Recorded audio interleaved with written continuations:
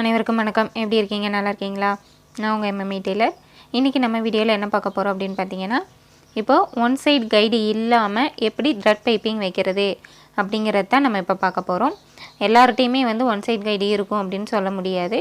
ஒரு சிலர்கிட்ட இருக்கலாம், ஒரு சிலர்கிட்ட இல்லாமலும் இருக்கலாம்.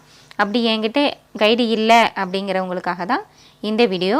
இப்போ பார்த்தீங்கன்னா, இந்த ப்ளவுஸுக்கு நான் கைடு மாற்றாமல் நம்ம நார்மலாக ஸ்டிச் பண்ணுறதுக்கு என்ன கைடு போடுவோமோ அதை வச்சு தான் நான் பைப்பிங் வச்சுருக்கேன். இப்போ இதுக்கு பார்த்தீங்கன்னா கழுத்து பீஸ் நான் கொடுக்கல. கழுத்து பீஸுக்கு பதிலாக நான் பைப்பிங் என்ன கிளாத்தில் கொடுக்க போகிறோமோ அதே கிளாத்தில் தான் நான் பைப்பிங் கொடுத்துருக்கேன். இது எப்படி நம்ம வச்சு தைக்கிறது அப்படிங்கிறத பார்க்கலாம். வாங்க வீடியோக்குள்ளே போகலாம். இப்போ பார்த்தீங்கன்னா நம்ம ப்ளவுஸ் இது மாதிரி கை ஜாயின் பண்ணுறதுக்கு முன்னாடி ஷோல்டர் ஜாயிண்ட் வரைக்கும் முடித்து வச்சுருக்கேன். பைப்பிங் வச்சுட்டு அதுக்கப்புறமா கை ஜாயின் பண்ணி சைடு நம்ம தைச்சிக்கலாம். இப்போ இதுக்காக நான் 1.5 இன்ச் அளவில் பைப்பிங் வைக்கக்கூடிய கிளாத்தில் 1.5 இன்ச்சு கிளாத் நான் கட் பண்ணிவிட்டு அதில் ஒரு சைடில் 1/4 இன்ச்சுக்கு நான் மடித்து தைச்சிருக்கேன். 1.5 இன்ச் அகலத்தில் கழுத்தோட நீளம் எவ்வளோ அளவு இருக்குமோ அந்த அளவுக்கு நான் கட் பண்ணி வச்சுருக்கேன். அந்த 1.5 இன்ச் அகலத்தில் ஒரு 1/4 இன்ச்சுக்கு அதிகமாக நான் ஒரு சைடில் மடித்து நான் தைச்சி வச்சுருக்கேன்.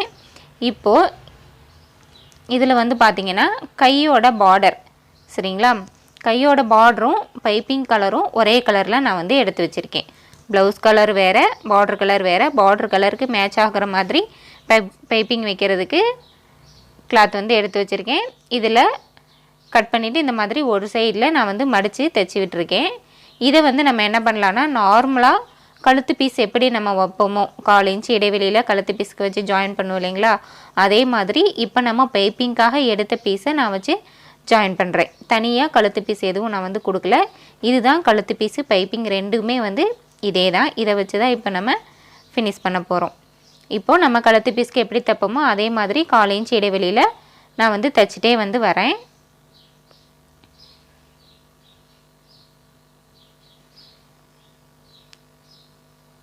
இந்த மாதிரி தைக்கும்போது அந்த ரவுண்டெல்லாம் வரும்போது நீங்கள் அந்த ரவுண்டு இருக்கிற சேஃப்லேயே தான் நீங்கள் தைக்கணுமே ஒழிய அது ரவுண்டாக இருக்குதுன்னு சொல்லிவிட்டு நீங்கள் கிளாத்தை நேராக இழுத்து வச்சு தைக்கக்கூடாது. அந்த மாதிரி நீங்கள் நேராக இழுத்து வச்சிங்கன்னு சொன்னால் கழுத்து உங்களுக்கு லூஸ் அடிக்கும். அந்த சேஃப் உங்களுக்கு மாறாது. அந்த ரவுண்ட் சேஃப் கரெக்டாக இல்லாமல் ஒரு இடத்துல மேலே கீழே அந்த மாதிரி இருக்கும். அதனால் இழுக்காமல் அந்த ரவுண்டு எப்படி இருக்கோ அந்த ரவுண்டுக்கு தகுந்த மாதிரி நீங்கள் கழுத்து பீஸை வச்சு தான் திருப்பணுமே ஒழிய ப்ளவுஸ் பீஸை நேராக எடுத்து வச்சுட்டு கழுத்து பீஸை நேராக வைக்கக்கூடாது.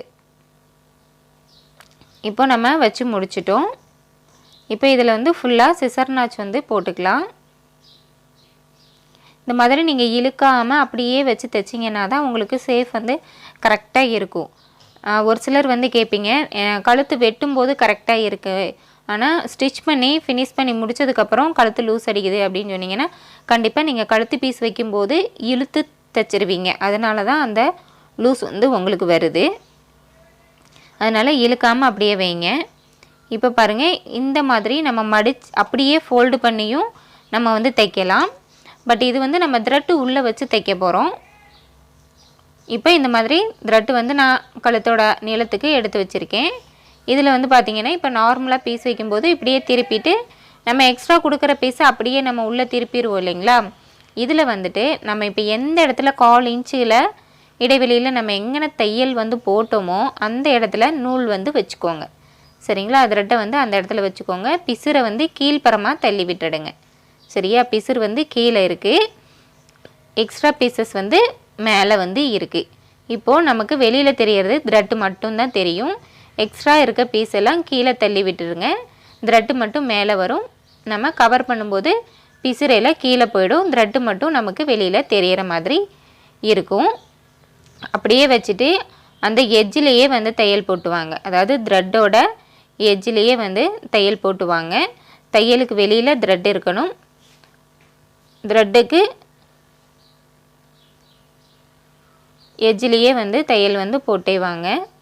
இப்போ நம்ம இந்த தையல் போடுறது பார்த்திங்கன்னா ப்ளவுஸுக்கும் பைப்பிங்க்கும் நடுவில் அந்த தையல் வரும். இப்போ பாருங்கள், உள்ளே இந்த மாதிரி விரித்து விட்டுடுங்க. அந்த பிசுறு பகுதியெல்லாம் கீழே தள்ளி விட்டுருங்க. மேலே இருக்க பீஸை அப்படியே ஃபோல்டு பண்ணிங்கன்னா உங்களுக்கு பிசுறும் கவர் ஆகிடும், பைப்பிங்கும் வந்து நீட்டாக வந்து வரும். இப்போ இதில் பாருங்கள், நம்ம கைடு எதுவும் நான் மாற்றலை. நம்ம நார்மலாக ஸ்டிச் பண்ணுற கைடில் தான் நான் வந்து இது வந்து தைக்கிறேன். இப்போ இந்த மாதிரி உங்களுக்கு வைக்கும்போது த்ரெட் பைப்பிங் வைக்கிறதுக்கு உங்களுக்கு கைடு வேணும் அப்படிங்கிற அவசியம் வந்து கிடையாது. இதே இது பிளைன் ப்ளவுஸாக இருந்தால் உங்களுக்கு இப்படி வைக்கிறது வந்து கரெக்டாக செட் ஆகாது. அது வந்து நம்ம அப்படியே த்ரெட் வைக்காமல் அப்படியே உருட்டி தைப்பாங்க இல்லையா, உருட்டி பைப்பிங் மாதிரி தைப்பாங்க, அது மாதிரி தைச்சிக்கலாம். இப்போ லைனிங் ப்ளவுஸ் அப்படிங்கிறப்போ உங்களுக்கு இந்த மாதிரி தைக்கும்போது ஃபினிஷிங் வந்து உங்களுக்கு நீட்டாகவே இருக்கும். கைடு போட்டு நம்ம தைக்கும்போது என்ன ஃபினிஷிங் வருமோ அதே ஃபினிஷிங்க்கு நம்மளால் இதுலேயும் தைக்க முடியும். பட் இந்த மாதிரி நீங்கள் வச்சு தைச்சா மட்டும்தான் சரியாக வந்து வரும். கைடு இருக்குங்கிறவங்களுக்கு பிரச்சனை இல்லை. நீங்கள் கைடு போட்டுட்டு கைடை மாற்றிட்டு நம்ம பைப்பிங் ரெடி பண்ணி அப்படியே அட்டாச் பண்ணிக்கலாம். கைடு இல்லை அப்படிங்கிறவங்க நீங்கள் இந்த மாதிரி வச்சு தைச்சிங்கன்னா ஃபினிஷிங் வந்து உங்களுக்கும் நீட்டாகவே இருக்கும். இப்போ பாருங்கள், இதே மாதிரி நம்ம ஃபுல்லாக வந்து தைச்சி எடுத்துக்கலாம்.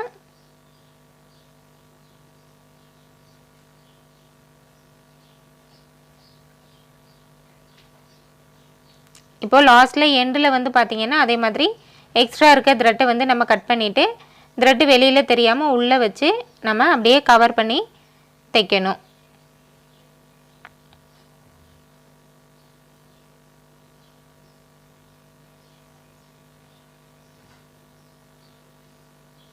சரிங்களா? இப்போ பாருங்கள், நம்ம வந்து பைப்பிங் வச்சு தைச்சிட்டோம். இப்போ இதில் உள்ளுக்கு வந்து 1/2 இன்ச்சு பக்கம் கிளாத் வந்து உள்ளே இருக்குது. நீங்கள் இப்போ போட்ட தையலுக்கு வெளியில் நம்ம டபுள் ஸ்டிச் போடுவோம் இல்லைங்களா, அதே மாதிரி நீங்கள் வெளியில் ஒரு தையல் போட்டு ஃபினிஷ் பண்ணாலும் சரிதான், இல்லை உள்ளே வந்து ஹெம்மிங் பண்ணி விட்டாலும் சரிதான். உங்களுக்கு எப்படி விருப்பமோ அந்த மாதிரி பண்ணிக்கலாம். இப்போ நான் வந்து பார்த்திங்கன்னா நான் ஹெம் தான் வந்து பண்ண போகிறேன். இப்போ பாருங்கள், இந்த பிசுரும் நம்ம உள்ளே கவர் ஆகிற மாதிரி நம்ம வந்து வச்சு தைச்சிருக்கோம்.